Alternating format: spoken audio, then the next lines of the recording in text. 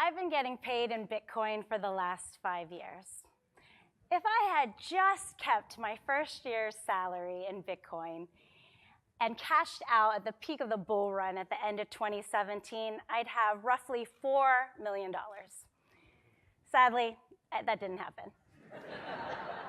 So if you're expecting, I'm going to spend the next 5 minutes telling you how to speculate on cryptocurrency so you can retire early.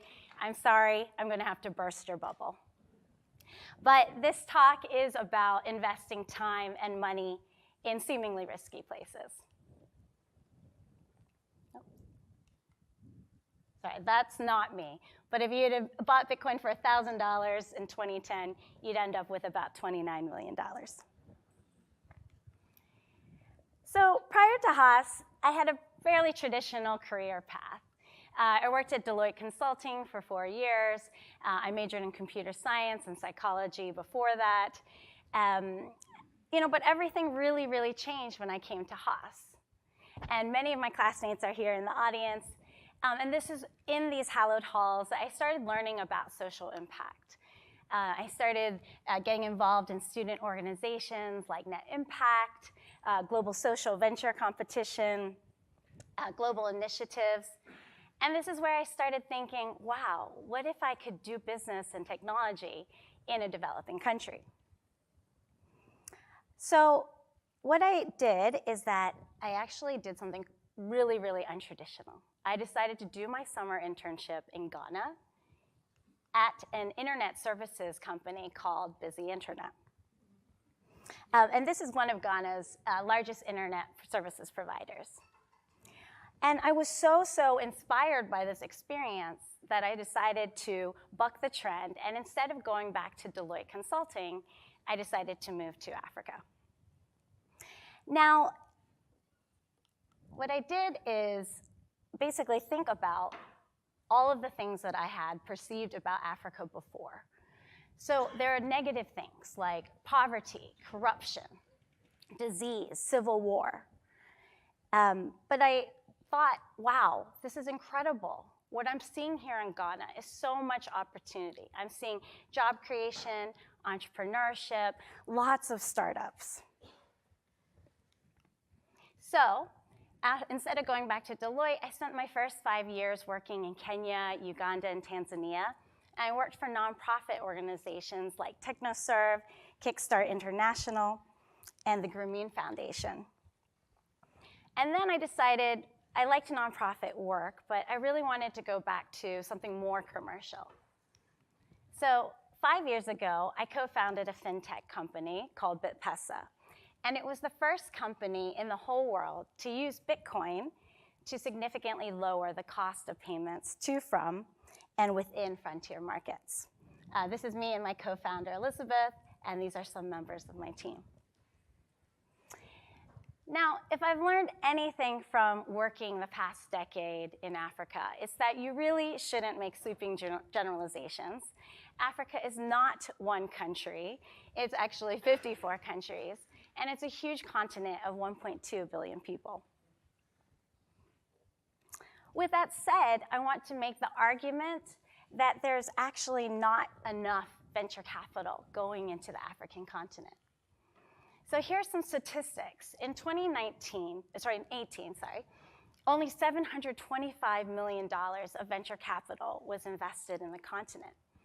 And the global number is actually $340 billion, which is only 0.2% of the global investment, most of which was invested in the US, China, and Europe. Most of this venture capital is invested in fintech companies, but also in ag tech, ed tech, and social impact companies. So actually, you might be surprised that if you think there's nothing to invest in, these are actually 460 companies that received investment in 2018. So most venture capital in Africa is invested in 3 countries: South Africa, Kenya, and Nigeria. Now you might be thinking, oh my goodness, why would I possibly invest in Nigeria, a country that is really reputed for corruption and those annoying 419 Nigerian prince scams? But I'm really proud to say that Nigeria is actually my own company's largest and most successful market. It's a place where we have enabled a lot of money transfer companies to enable remittances, to money mobile wallets, and also bank accounts. Just as an example, before we launched in Nigeria, we were only doing about $500,000 of transactions each month. And after we launched in Nigeria, we ended up doing about $50 million per month. And I don't just want to talk about our own success story, but I want to highlight a couple other companies that have been very successful in Africa. Here's one company called PAYSTACK, which is nicknamed the Stripe of Africa. It was founded by two Nigerians here, Shola Ekinlade and Ezra Olubi, who are two Nigerians who wanted to make it easier for Nigerian merchants to, for Nigerian businesses and, to receive payments for their goods and services. So basically, PayStack is doing for African SMEs what PayPal did for eBay merchants.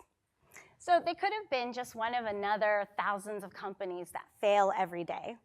But in 2015, the company was accepted into Y Combinator. And 3 years later, they actually raised an $8 million Series A round that was led by Stripe. And coincidentally, here's a Berkeley tie.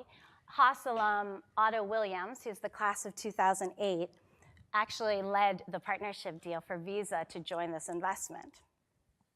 So if Shola and Ezra hadn't received this early stage investment through Y Combinator and through Silicon Valley money, they may have never grown to process 15% of all online transactions in Nigeria, which is one of the continent's and the world's fastest growing economies with nearly 200 million people.